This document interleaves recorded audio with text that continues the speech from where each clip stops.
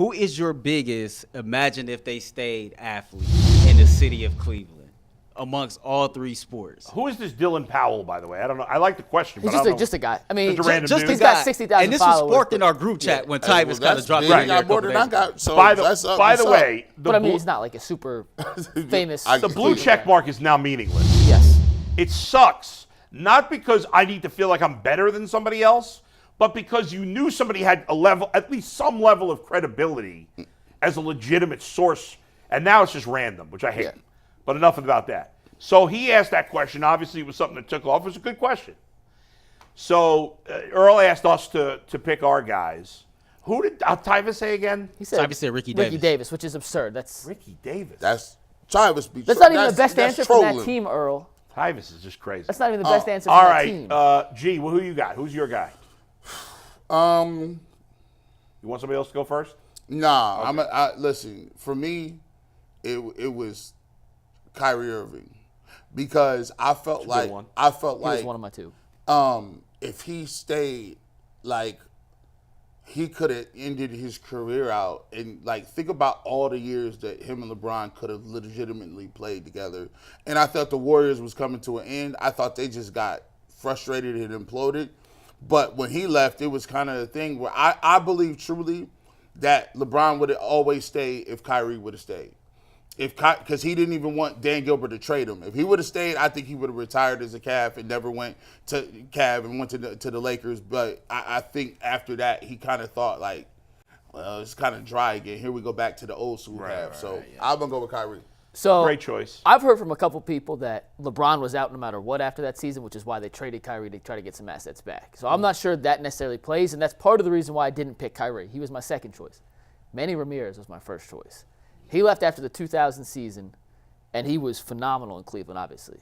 And then his next 8 years in Boston were essentially copy and paste from his first 8 years in Cleveland, just as good. Well, no, he was like, I mean, well, he was even better, but he like, wasn't great every year in his first 8 in Cleveland. But I'm saying, you look at the overall total he numbers. He had just like, reached a peak at the end of his Cleveland time. Exactly. Yeah. So, like, it was, okay, copy and paste is the right word, but like increasingly good, if not at that level. He had reached Hall the of Fame peak level his entire time in Boston. and he had reached that level in Cleveland, and then to see him go on to another team and just stay at that level. And when he left, they were good the year after he left. Immediately, they still won the AL Central. They lost in the ALDS. But then they catered, and they went 3 straight seasons sub 500 as Manny Ramirez is hitting 140, knocking in 145 runs, batting .315 with 35 home runs. And the Guardians, since he's left, Indians, they still haven't replaced his bat. Like, we're still, to this day, looking for the next Manny Ramirez in the outfield. The Indians and this is 23 years ago. It started with him. Well, actually, let me start. Like, it started with Albert Bell. Don't steal my thunder, because it's my guy. There you go. Earl, you got somebody or no? There you go, buddy. There you go. I said, there you go, buddy. One of them was He's like, Jeepers always doing Boozer. that. Say it again, Earl. I apologize. One of them was Carlos Boozer. My bad. I was working back here. Oh, yeah, I like that. I think like in the early, like when LeBron first was drafted, I was really interested to see how him and Carlos Boozer could mesh and play off each other just for a couple of years. But, of course, he finessed the Cavs to let him out his contract and went and signed a huge-ass contract with Utah. So there is. By the way, none of us picked a Browns player. Isn't that interesting? Because who would you pick? Me and Earl talked about this. Yo, we was upstairs this morning scratching our head, boy. There was nobody. I saw somebody on Twitter say Josh Gordon, but he doesn't count. Josh Gordon wasn't any good. Doesn't count. He just, he screwed up his career on it. Bernie league rules and he screwed up his career. Bernie could be the Bernie the won a Browns Super Bowl like that same right, year. but he wasn't the starting quarterback. Yeah, but it hurt though. So who's your answer, Bull? My guy is a little before Manny. It was what G. Bush was getting to. It's Albert Bell. Yeah. Okay. So those 90s they were so fun. Indians teams were fantastic, but for most of those 90s teams into early 2000, you had a lot. Like Albert left early in that run. 96. He left after the 96 season. He signed as a free agent with the White Sox, and he retired. He was still great. Yeah. Till the time he retired, he just had that messed up back, whatever it was. Albert Bell left, and then they traded Kenny Lofton, remember, for David Justice, who was good. Yeah. And then Kenny came back. A little bit They later. had Marquise Grissom for that 1 year. Grissom they traded because they got Kenny back. And didn't they get Matt Williams Eventually Matt Williams. But then eventually Tomey left. Eventually Ramirez left. Eventually everybody left. Baerga, all those guys. But it all started with Albert Belle. That's a good point. Albert Belle was the first of those big stud hitters to go. And you never know. But in those days, the Indians' payroll was way more competitive compared to the rest of the league than it is now. Had they signed Albert Belle at the end of that season, the 96 season, maybe some of those other guys don't go. We'll never know. It's still hard to believe that team didn't. And their offense, even though Justice had a good year, their offense went downhill that next year. And they could have won a World Series that next year. Yeah. They came close a bunch of times, obviously, after that. But I think Albert Belle got the ball rolling in the wrong direction of stud hitters leaving the team. And then they went through it. It just stuck. Like, I don't know why the ownership don't understand this. Then it went from the stud hitters to, all right, we got stud pitchers. Well, yeah, and one of the guys I considered was Sabathia. I thought about CC too. Yeah. Cliff Lee. Yeah. Victor Martinez didn't sign back. And we were just like. Well, they traded away Sabathia and Lee in consecutive years. And they had one Cy Young. Sabathia, remember, they traded Sabathia and he went to crazy. Milwaukee, right? Yeah. And then he had that he was insane phenomenal with stretch with Milwaukee. Then almost carried them by himself. Let me ask you a question, Bull. Of those late 90s, early 2000s Indians teams, at their peak, so not necessarily all when they were together in club, but at their peak of their careers, who was the best hitter out of that bunch? Oh, my God. I mean, that is so – let's see. So you got Tomey, you got Manny, Belle. You got Belle, you have Baerga, you have Sandy Alomar. He's not quite at that level. But you had Kenny Lofton. And Lofton stayed hitting 300. If I had to choose, I think I'd say Manny. Thank you. So I'm writing this question. Thank you. But, I mean, you're splitting hairs between Manny, Tomey, and Belle. Now, Lofton, if you're saying, like, just the best hitter, it's probably Lofton. You think so? Just pure hitter. Manny hit 315 for his career. Lofton is the most underrated guy of those teams. How he got, and Lofton yelled at me once on the air. Yes. So why? He got mad at me once. He's a little grumpy sometimes. It was years ago. It was. I met him at opening day last year. Okay, remember when, and I thought these were good moves at the time, and I was wrong. The one-off season where the Indians signed Michael Bourne and Nick Swisher. Yeah. And we were going crazy because we loved both signings. Now, both those guys turned out to be crap. Yeah. They were both done. Well, Kenny Lofton, on opening day that year, maybe I think it was that year, he was on the show with us. I remember we were doing the show at the Clevelander Bar. And we had Kenny on, and I compared Michael Bourne to Kenny. Now, he mistook what I was saying. I wasn't saying Michael Bourne was as good as Kenny. I said he was the same kind of player. Kind of skill He was a poor man, a very poor man's Kenny Lofton. Built in the architect. He took it as if I was saying Michael Bourne was as good as him, which clearly Michael Bourne, who had some nice years, was not. Never Kenny Lofton. He was in that ilk of player. He wasn't a power hitter. He was a speed, average field guy. Now he got mad because I don't know. He thought you were comparing. Now, the Indians did have Marquise Grissom, and Marquise Grissom was a higher level than Bourne was. Like, Marquise Grissom had a lot of good years with Atlanta. The Indians traded, after Bell left, they traded Lofton and I think a relief pitcher, I can't remember who it was, for Grissom and Justice. Yes. And then Justice that was 90 before the 97 season. Yeah. And then the following offseason, Kenny Lofton came back as a free agent. I think he signed a 4-year deal. Yeah. And then they traded Grissom because they had Lofton back to, I think, Milwaukee in 97. And then, I can't remember if was Justice here in 98 now? Was he gone after 1 year? I'll look it up. I think he was gone after 1 year. I think they traded him to the Yankees, maybe. Yeah, you're right. I think it was. Not only when you talk about, he might have been here a year and a half, Justice. You wasn't even talking about hitting wise. Yeah. Think about up the middle. This might have been the greatest I've ever seen. Lofton in center. Yeah. Roberto Alomar at second base. Yeah, we didn't even talk about Roberto Alomar. Like some of the Vizquel is the worst hitter of the bunch. Yes. And he was a solid hitter. He's a singles hitter, right? And I look at. I mean that was the greatest lineup I think I've ever seen when it was at its best, especially in that 95, in that era, 96. You had Eddie Murray coming off the bench. Yeah. You had another Hall of Famer. Dave Winfield was on that team. Oh yeah. Dave Winfield. I mean, didn't you sprinkle in? They still had guys like Richie Sexton who hit a bunch of home runs, or Brian Giles, or Paul Sorrento. Good players. Good players. 20+ home runs. Yeah. The whole lineup was like, we look at the Guardians. They had every player except for Vizquel and Lofton would hit 20 home runs. Now they got nobody. That's my point. Yeah, but if I had to choose in the end, I would say at their best, Manny. A little ahead of Tommy and Albert. But Kenny Lofton getting completely dismissed for the Hall of Fame so quickly is a mistake. And I don't think it's crazy to think that one day Kenny Lofton gets in the Hall of Fame. Tim Raines got in the Hall of Fame. I was just about to say that. Yeah, Tim Raines is the same player. They're similar players. Yeah. I mean, when you look at Lofton stealing those bases mixed with the Gold Gloves, I don't understand how you cannot. And he hit over 300. And by the way, we don't talk about this with baseball as much because, like, with basketball and football, it's all about the championships, right? The Super Bowls. But Kenny Lofton, if you look at his career, wherever he went, the teams won. Everywhere. Was it coincidence, or did Kenny Lofton have something to do with it? He went to the Cubs one year, they won. He went to the Pirates one year, they were good. Like, everywhere he went, the team was good. What do you think, real quick, and I know we got to move on in a sec. Yeah. What do you think Kenny Lofton, 17-year career, how many home runs do you think he finished with? Kenny hit 12, 15 home runs one year. 42. I want to say about 255. 130. Oh, that's it? Really? How many RBIs, 17 seasons? Oh, he didn't get a ton of RBIs because he was leading off. I'm just asking for 17 seasons. I'll say he had 1,100, 1,150. 1,100. I want to say about 860. 781.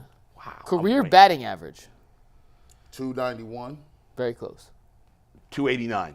299 on the dot. 299. Wow. And how many stolen bases in his career? More than everybody but Ricky Henderson. 590? Stolen bases, 622. Okay. So. How many Gold Gloves did he have?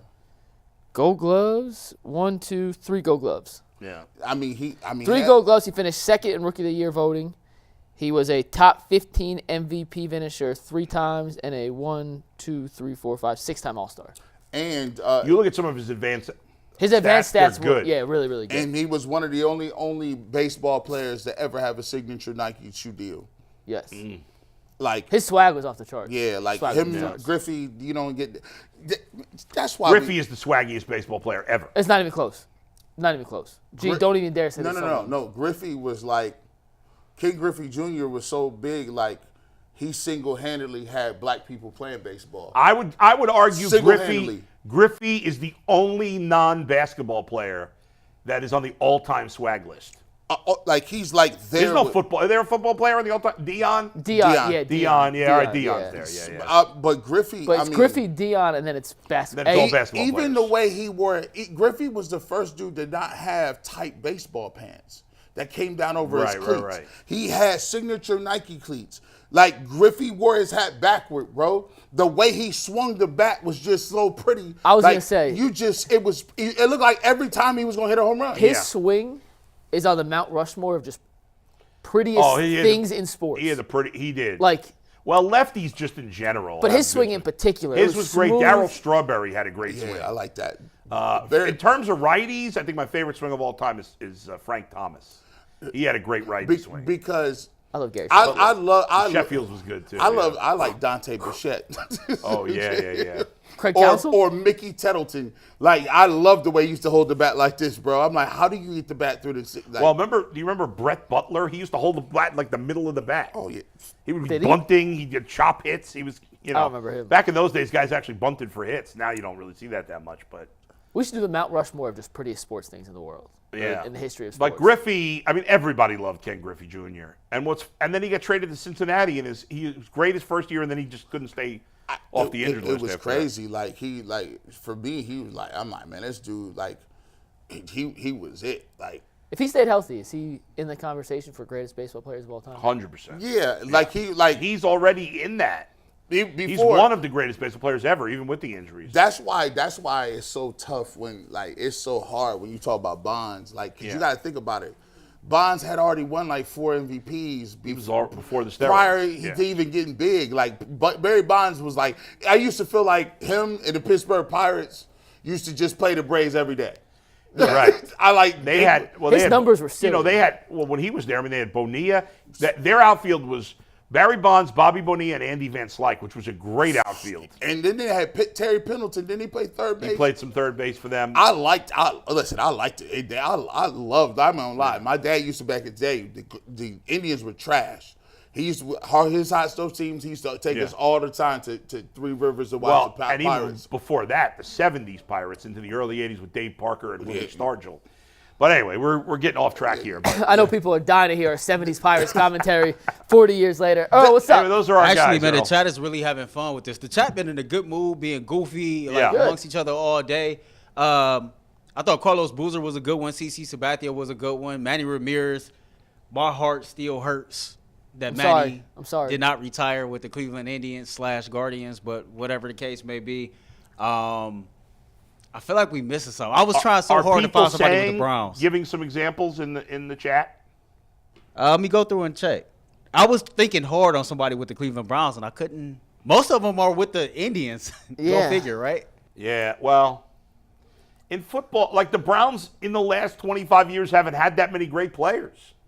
And Phil Dawson. But it's not like they would have won anything with Phil Dawson. And Joe Thomas didn't leave; he retired, so he doesn't care. It has to be someone who decided to leave. I don't think this affected winning, but I gave you probably the best Browns player of the last 20 years, Joe Hayden. And he had a productive career at Pittsburgh. He was still good, and he went to the Steelers. And that kind of was crazy. Like you weren't here, obviously, Mike. Joe Hayden was the man. guy. Yeah. He was Nick Chubb before Nick Chubb in Cleveland. But even bigger in a way because he was out at the Cavs games. He showed up at everything. He was out at the Indians games. He was Mr. Cleveland. So what happened when he signed? Fill me in. What happened when he signed Pittsburgh? The Browns cut him. That wasn't that Sashi Brown's first big move. Yeah, the Browns cut him, and I'm going to admit at the time I was like, well, I think Joe Hayden is kind of on the way out, but I was wrong. I forgot. I'm disrespectful. I should have known this. Paul Warfield was the guy. The Browns, when Browns traded Paul Warfield and he went to the Dolphins See, I don't feel like trades though. count though, G. I feel like this had to be someone who left, willingly left the team as opposed to what they stayed.